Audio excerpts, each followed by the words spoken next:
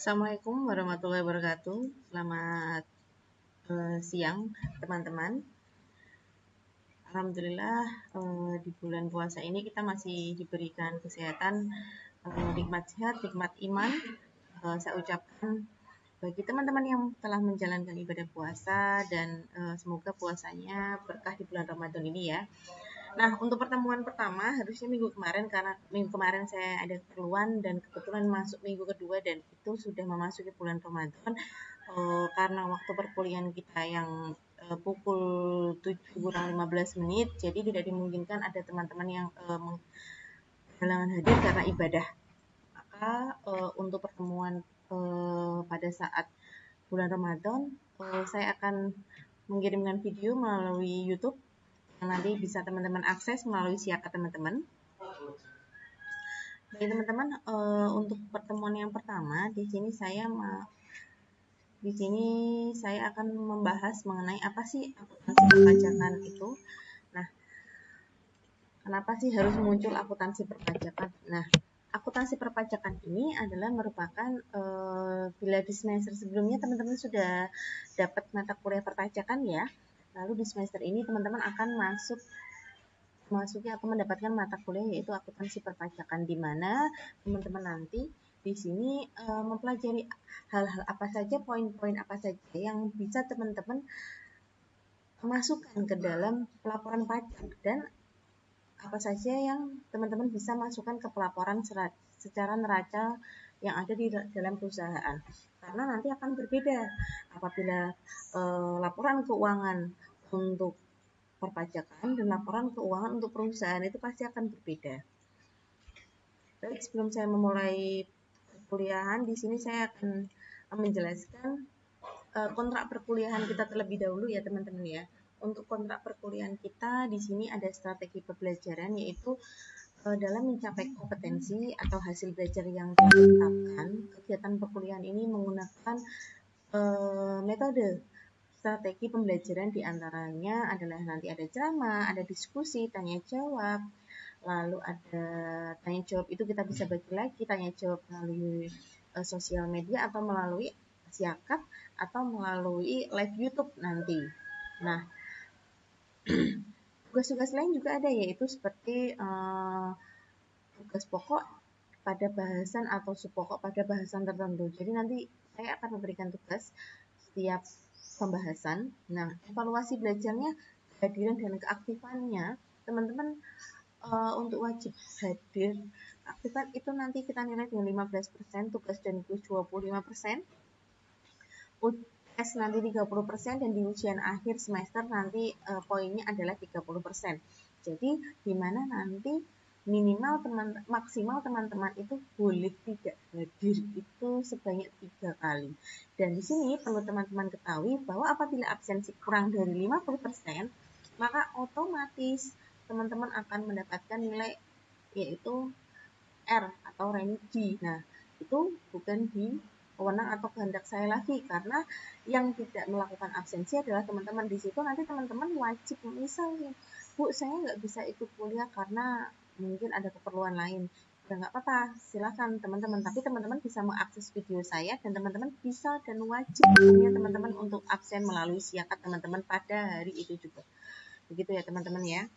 Lalu yang kedua, nanti kita untuk kelas kelas akuntansi perpajakan nanti kita akan hadirkan yaitu kelas praktisi mengajar, di mana kelas praktisi mengajar nanti teman-teman di sini dapat bertukar pengalaman dengan praktisi mengajar, dengan para praktisi kita yang lebih handal, di mana kita akan mensinkronisasikan terkait dengan kurikulum dan kejadian nyata yang ada di lapangan nanti itu seperti apa.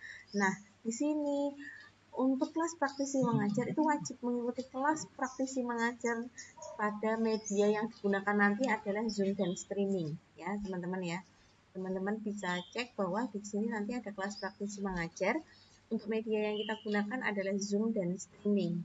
Nah, nilai kelas praktisi mengajar itu 25% saya ambilkan dari nilai tugas. Jadi saya teman-teman yang hadir pada saat kelas praktisi mengajar. Kelas praktisi mengajar itu tidak semuanya isi oleh praktisi, hanya 1 sampai dengan 5 kali pertemuan maksimalnya. 1 sampai 6 kali atau 5 kali pertemuan. Nah, separuhnya itu nanti akan diisi oleh saya. Seperti itu ya. Nanti saya akan hadirkan praktisi yang benar-benar kompeten di bidangnya dalam bidang perpajakan. Langsung bagaimana nanti teman-teman yang sudah memiliki usaha atau memiliki bisnis, nanti teman-teman bisa share, bisa tanya mengenai bagaimana sih cara membuat atau cara melaporkan perpajakannya, cara menganalisanya, bagaimana laporan keuangan di dalam kita dalam bentuk perusahaan dan dalam laporan keuangan yang akan kita laporkan dalam SPT. Seperti itu. Nah, di pertemuan pertama ini saya akan membahas sedikit mengenai akuntansi perpajakan terlebih dahulu. Nah, di semester sebelumnya teman-teman pasti sudah menerima materi yang namanya perpajakan. Kalau yang namanya perpajakan itu berarti teman-teman pure murni belajar bagaimana teman-teman belajar mengenai perpajakan itu sendiri. Nah, kalau di akuntansi perpajakan di sini itu merupakan salah satu cabang dari akuntansi yang berkaitan dengan pengelolaan serta pelaporan aspek perpajakan dalam kegiatan bisnis suatu entitas. Jadi ini adalah suatu cabangnya dari ilmu akuntansi di mana di dalam tersebut ada yang namanya pengelolaan dan pelaporan aspek perpajakan dalam kegiatan bisnis perusahaan.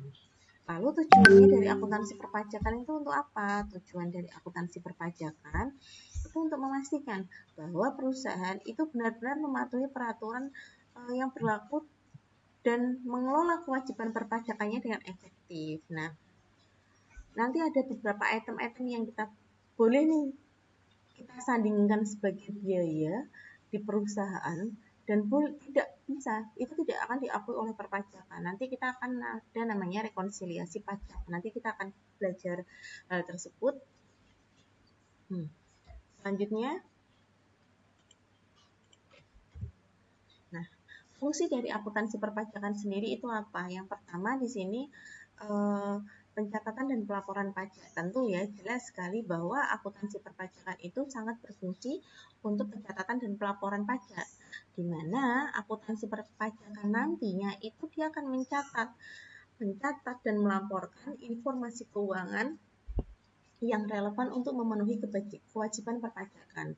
Nah, hal ini termasuk di dalam mencatat pendapatannya, pengeluarannya, asetnya, kewajibannya, dan transaksi bisnis lainnya yang berkaitan dengan pajak. Nah, di sini ya fungsi dari akuntansi perpajakan ini adalah mencatat serta melaporkan informasi keuangan yang relevan guna memenuhi perpajakan dari perusahaan tersebut. Lalu yang kedua, kenapa sih ada yang namanya akuntansi perpajakan? Yang kedua adalah terkait dengan kepatuhan pajak. Nah, terkait dengan kepatuhan pajak itu mencakup memastikan pembayaran pajak itu akan tepat waktu, memenuhi pelaporan perpajakannya juga tepat waktu, dan penggunaan metode akuntansi yang sesuai dengan peraturan perpajakan.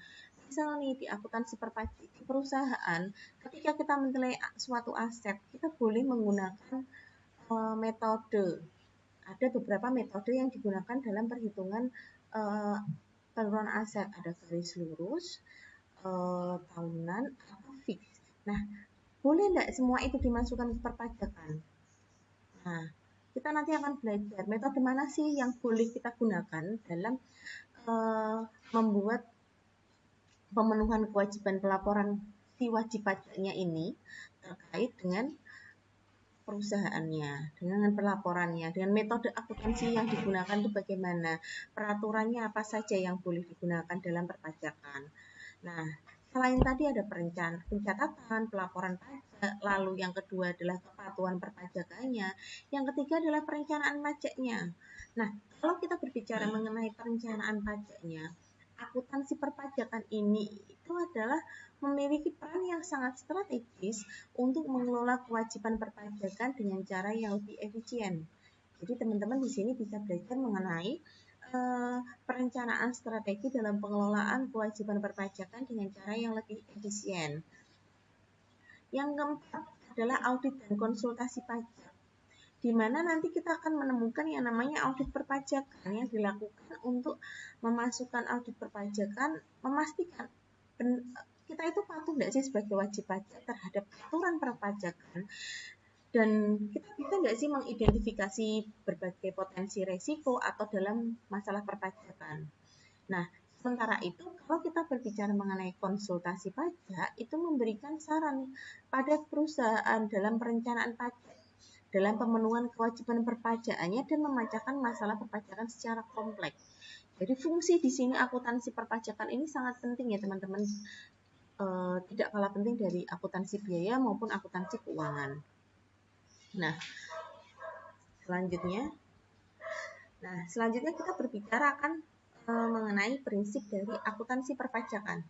Nah, ketika kita berbicara mengenai prinsip akuntansi, nah itu ada reliable, relevan, akuntabilitas. Nah, kalau kita berbicara mengenai akuntansi perpajakan, kita pasti akan berbicara mengenai kepatuhan terhadap peraturan perpajakan.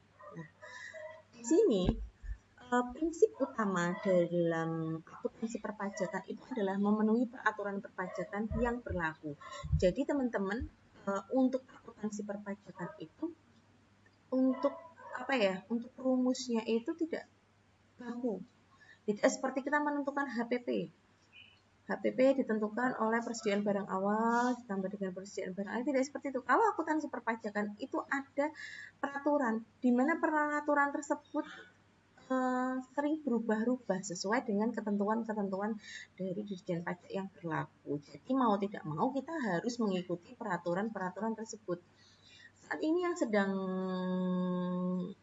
intermezzo aja ya teman-teman, yang sedang in dalam perpajakan, di mana tarif pajak PPN itu kan dari yang semula dari 11% itu akan dinaikkan menjadi 12%, dan itu cara perhitungannya juga berbeda.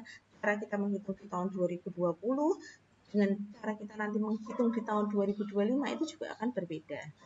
Jadi untuk prinsipnya kita tuh harus patuh terhadap akuntansi, terhadap peraturan perpajakan, berapapun nilai besarannya yang dikeluarkan oleh pemerintah terkait dengan peraturan perpajakan. Yang kedua adalah konsistensi. Nah, di dalam akuntansi perpajakan, prinsip konsistensi itu mengharuskan perusahaan untuk menggunakan metode akuntansi yang konsisten dalam melaporkan informasi perpajakan dari tahun ke tahun.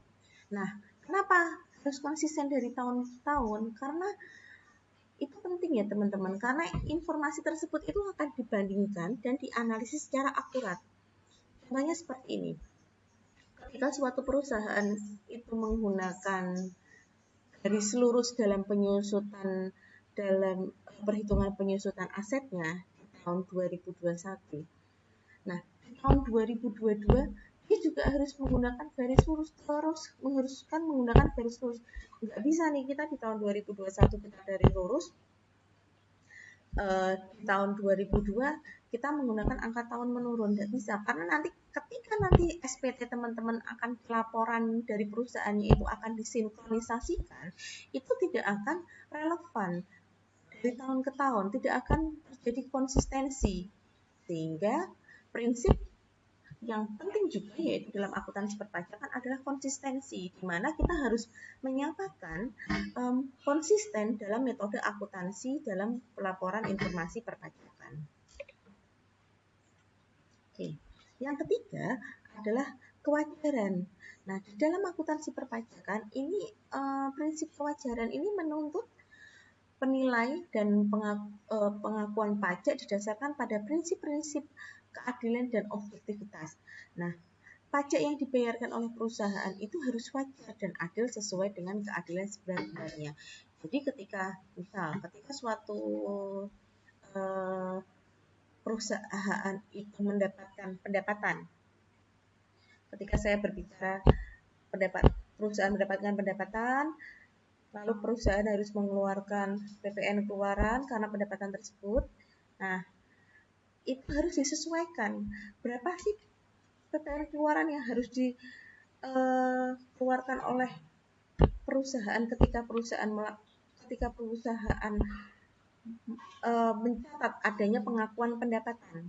Nah, di situ ya teman-teman harus paham. Nah, itu harus wajar.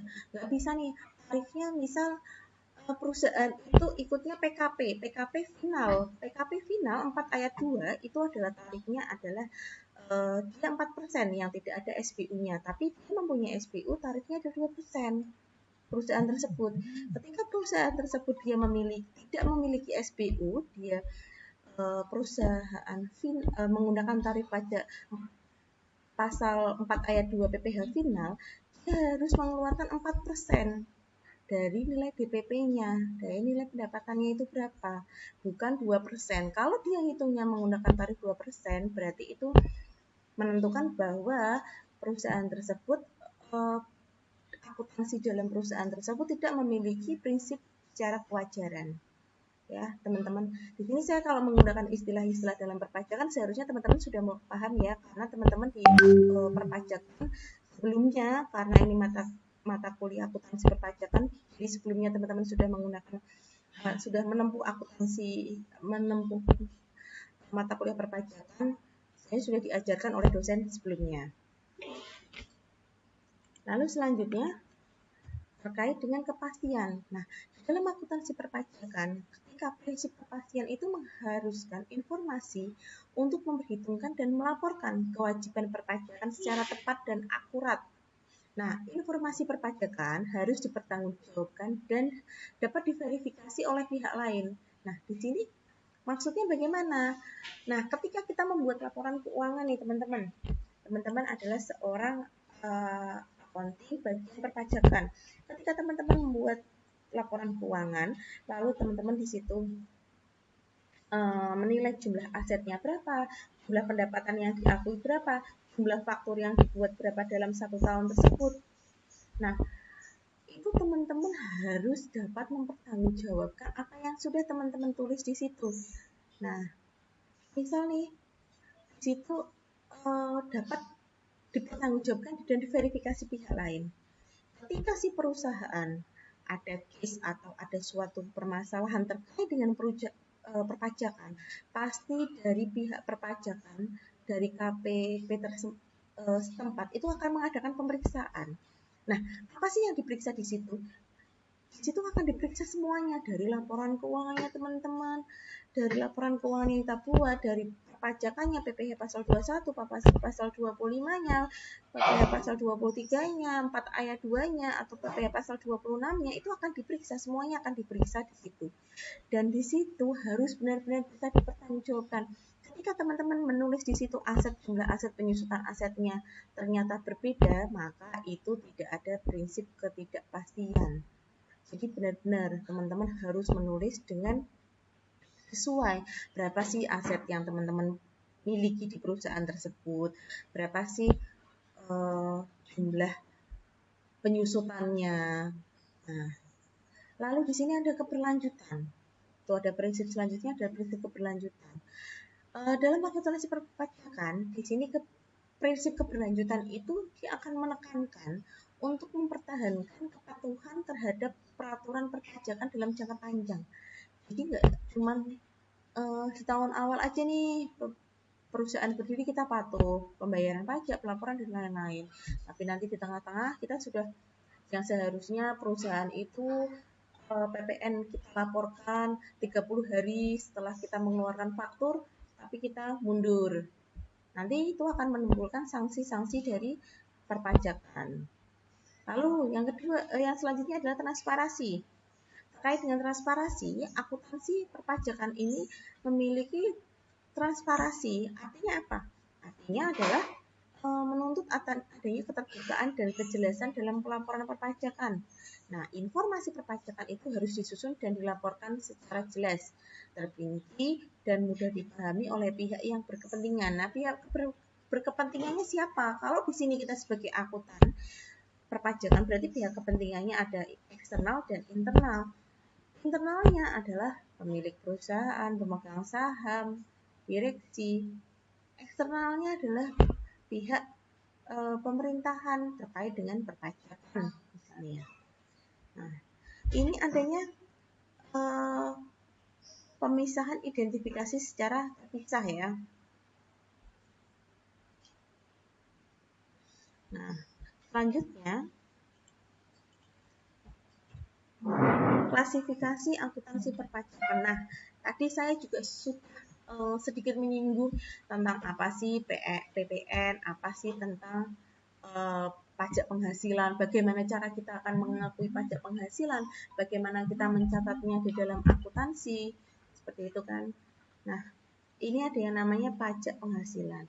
Apa sih yang dinamakan dengan pajak penghasilan? Saya cuma mereview aja ya teman-teman ya. Nah, pajak penghasilan itu merupakan salah satu jenis pajak yang paling umum di dalam akuntansi perpajakan.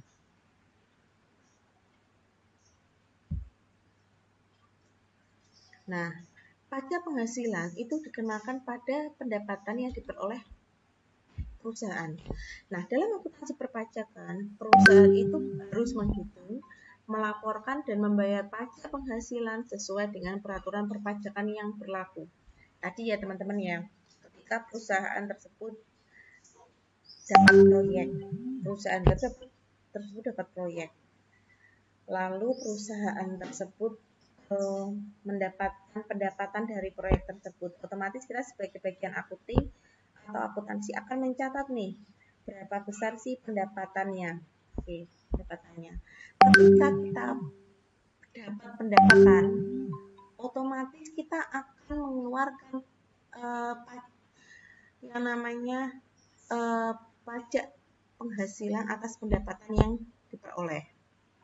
Nah, itu hitungannya dikalikan dengan DPP-nya. DPP atau tarif dasarnya itu berapa, sesuai dengan perjanjiannya itu berapa. Ya, kita itu menghitung, melaporkan, dan membayar pajak. Nah, lalu yang kedua adalah pajak pertambahan nilai atau PPN. PPN ini dikenakan pada saat penjualan barang dan jasa. Nih, adanya penjualan barang dan jasa. Kalau untuk perusahaan jasa ya, biasanya itu muncullah PPN yang namanya PPN keluaran dan PPN masukan. Kalau PPN keluaran berarti kita dapat penghasilan nih, harus bayar PPN keluarannya. Kalau PPN masukan berarti kita beli dari orang lain. Nah, lalu orang lain akan memasukkan PPN masukan ke tempat kita. Nah, nanti untuk PPN masukan itu nanti bisa dikreditkan pada saat tahun pajak berjalan. Setiap 3 bulan sekali biasanya kita bisa kreditkan. Itu akan mengurangi dari kredit pajaknya kita. Lalu kita dengar lagi yang namanya yaitu pajak bumi dan bangunan atau PBB. Nah, akuntansi perpajakan PBB atau pajak bumi dan bangunan itu dikenakan atas kepemilikan properti atau tanah. Nah, dalam akuntansi perpajakan itu perusahaan benar-benar harus menghitung, melaporkan, dan membayar PBB sesuai dengan ketentuan perpajakan yang berlaku. Biasanya kalau terkait dengan PBB itu terkaitnya dengan pemerintah daerah ya, teman-teman ya. Lalu selanjutnya pajak karyawan. Nah, pajak karyawan itu masuknya adalah PPh pasal 21 di mana pajak tersebut dikenakan pada pendapatan karyawan yang diterima dari perusahaan. Dan di dalam akuntansi perpajakan, perusahaan harus menghitung dan mengurangi pajak karyawan dari gaji atau tunjangan yang diberikan kepada karyawan, serta kewajiban perusahaan lainnya adalah perusahaan wajib melaporkan dan membayarkannya kepada otoritas perpajakan. Jadi kalau memang benar suatu perusahaan yang sudah tersusun, terperinci secara baik, itu pajak karyawannya pasti akan dibayarkan. Walaupun memang dia di bawah PTKP, itu tetap harus dilaporkan berapakah gaji yang diterima, dan seperti itu. Nah, lalu ada juga pajak dividen. Akuntansi perpajakan terkait dengan pajak dividen itu dikenakan pada saat pembagian saham ya teman-teman ya, namanya dividen itu berarti terkait dengan pembagian saham. Jadi kalau semisal ada nih dari direksinya itu menerima dividen, berarti dividen dari perusahaan, berarti artinya apa? Artinya perusahaan juga harus menghitung serta menghitung dan melaporkan pajak dividen terhutang atas pembagian dividen tersebut kepada pemegang saham.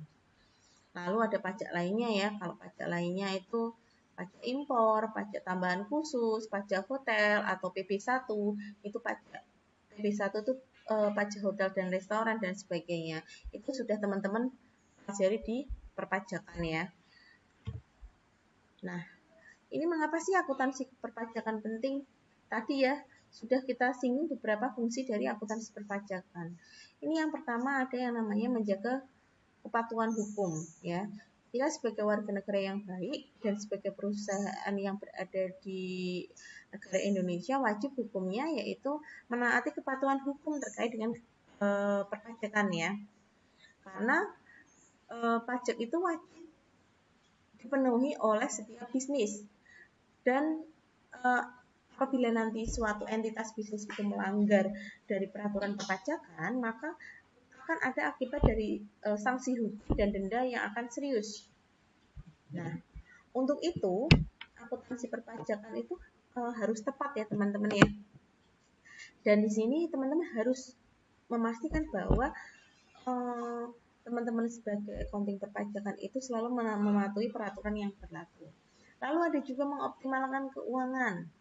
Nah, terkait dengan mengoptimalkan keuangan berarti dalam memahami berbagai insentif perpajakan yang tersedia, teman-teman itu harus mengurangi beban pajak di dalam usahanya dan meningkatkan profitabilitas. Nah, ini adalah langkah penting dalam mencapai sustainability atau jangka panjangnya dari perusahaan yang teman-teman jalankan nantinya. Di sini ada pengambilan keputusan yang baik. Terkait dengan pengambilan keputusan yang baik adalah informasi akuntansi perpajakan itu akan memberikan wawasan yang berharga dalam pengambilan keputusan bisnis. Nah, ketika ada data yang akurat tentang pengeluaran dan pendapatan, maka di sini teman-teman sebagai akuntan perpajakan itu dapat membuat keputusan yang bijak terkait dengan investasinya perusahaan, ekspansinya perusahaan, lalu dan berbagai penghematan-penghematan yang ada di dalam perusahaan tersebut. Jadi ini sangat penting ya untuk akuntansi perpajakan. Nih. Terus langkah-langkah dalam akuntansi perpajakan itu bagaimana? Yang pertama adanya pendaftaran NPWP. Harusnya ini sudah dipelajari di perpajakan ya. Nah, NPWP itu apa? NPWP itu adalah nomor pokok wajib pajak. Itu kayak KTP kalau di NIK, kayak NIK ya. NIK untuk wajib pajak. Itu untuk semua bisnis yang ada di Indonesia itu harus memiliki NPWP. Nah, NPWP itu ada NPWP pribadi, ada NPWP perusahaan. Kalau yang NPWP pribadi ya tadi saya umpamakan kayak NIK. Kalau yang NPWP perusahaan itu namanya ada kodenya sendiri, itu nomor pokok wajib pajak untuk perusahaan. Lalu pemilihan jenis pajaknya. Setelah memiliki NPWP, teman-teman di sini perlu memilih jenis pajak yang akan dikenakan di dalam usaha ya. Nah, lalu ada perekaman transaksi keuangan. Terkait dengan perekaman transaksi keuangan, itu merupakan langkah penting dalam akuntansi perpajakan. Di mana di sini teman-teman sebagai akuntan perpajakan harus mencatat semua penerimaan dan pengeluaran bisnis secara akurat. Oke, selanjutnya adalah persiapan dan pemberkasan SPT. Nah, apa sih yang disebut dengan SPT? Nah, SPT itu namanya surat pemberitahuan. Nah, di dalam SPT ini ada apa saja? Di dalam SPT ini untuk laporan pajak yang diajukan secara berkala. Biasanya setiap 1 tahun sekali ya. Nah, persiapan dan pengiriman SPT dengan benar adalah langkah kunci dari akuntansi perpajakan. Nah, terus ada lagi yang namanya pajak penjualan. Nah, pajak penjualan adalah pajak yang dikenakan pada penjual barang dan jasa. Nah, audit pajak tadi sudah sempat saya singgung juga, itu pemeriksaan yang dilakukan oleh Direktorat Jenderal Pajak dan ini ya teman-teman harus siap menghadapi audit ini dan memiliki semua dokumen dan catatan yang diperlukan karena gini ya teman-teman ya, kalau yang namanya suatu perusahaan sudah masuk ke taraf pemeriksaan atau yang namanya audit pajak itu yang dilakukan oleh DJP atau Direktorat Jenderal Pajak itu teman-teman itu harus mengeluarkan semua dokumen-dokumen bukti-buktinya baik pas masuk, pas keluar, penerimaan kontraknya bagaimana, pajak PPh karyawannya bagaimana, pajak jasanya bagaimana, PPh 4 ayat 2-nya bagaimana. Nah, itu benar-benar harus catatan-catatan penting tersebut benar-benar harus teman-teman keluarkan. Nih. Ini di sini lalu selanjutnya di sini ada tips untuk akuntansi perpajakan yang efisiensi. Nah, yang pertama adalah gunakan perangkat lunak akuntansi. Nah, gimana kalau kita di era digitalisasi saat ini itu sudah banyak sekali yang namanya sistem pembukuan terkait dengan aplikasi atau perangkat lunak. Salah satu contohnya ada sebenarnya. Salah satu contohnya itu ada yang namanya Zenius. Terus ada yang namanya Jurnal ID, di mana teman-teman di situ tinggal memasukkan saja pendapatannya berapa, pengeluarannya apa saja, biayanya apa saja disertai dengan dan lain-lain. Nah, nanti ketika di akhir periode teman-teman buat laporan laba rugi. Nah, laba rugi, neraca, arus kas, di situ tuh sudah tertera semuanya. Jadi teman-teman tidak perlu ini ya bingung. Kalau dulu itu kan kita harus ngitung satu-satu, tapi ketika ada yang namanya perangkat lunak, teman-teman harus hanya memasukkan datanya saja. Dan di situ nanti untuk perhitungan perpajakan dan lain-lainnya itu sudah menyesuaikan.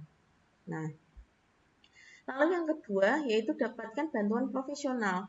Di mana jika teman-teman mengelola akuntansi perpajakan, sebaiknya teman-teman berkonsultasi dengan profesional yang tepat, yaitu contohnya adalah akuntan pajak. Nah, di mana teman-teman akuntan pajak ini dia memiliki pengetahuan tentang peraturan perpajakan dan dapat membantu teman-teman dalam menghindari masalah perpajakan. Nah, karena ya tadi ya peraturan perpajakan itu kan ya berbeda-beda. Dulu aja PPN dari 10%, 11%, dan ini akan naik lagi. Dan itu masih harus diupdate. Kalau teman-teman salah mencantumkan jumlah nominalnya dan lain-lain, nah itu nanti panjang. Nanti teman-teman bisa masuk ke audit pemeriksaan dan lain-lain. Terus yang ketiga adalah pemantauan terus-menerus. Pemantauan terus-menerus ya, ini ya. Perkembangan peraturan perpajakan itu penting. Jadi teman-teman harus selalu up to date agar tidak melanggar peraturan perpajakan yang berlaku saat ini. Nah, ini di sini kesimpulannya bahwa akuntansi perpajakan itu merupakan salah satu elemen penting dalam pengelolaan bisnis. Nah, di mana teman-teman sebagai akuntan perpajakan itu harus menjaga kepatuhan hukum, mengoptimalkan keuangan, membuat keputusan yang bijak dan dapat mencapai kesuksesan jangka panjang. Serta teman-teman mengikuti langkah-langkah yang benar dalam akuntansi perpajakan dan mengikuti tips yang diberikan akan membantu mencapai tujuan dari akuntansi perpajakan itu sendiri di dalam suatu perusahaan. Oke, baik teman-teman, untuk materi kita untuk pengenalan akuntansi perpajakan itu seperti apa serta kontrak kuliah pada hari ini saya rasa cukup. Nanti apabila teman-teman ada yang kurang paham mengenai materi kita pada hari ini, silahkan sudah saya buatkan grup WhatsApp. Silahkan di situ, silahkan nanti untuk tugas dan lain-lain juga akan saya share di situ. Nanti untuk tanya jawab juga akan saya mulai melalui grup WhatsApp seperti itu. Nilai keaktifan dan lain-lain akan saya catat melalui kolom deskripsi yang ada di grup WhatsApp. Terima kasih, saya akhiri. Wassalamualaikum warahmatullahi wabarakatuh.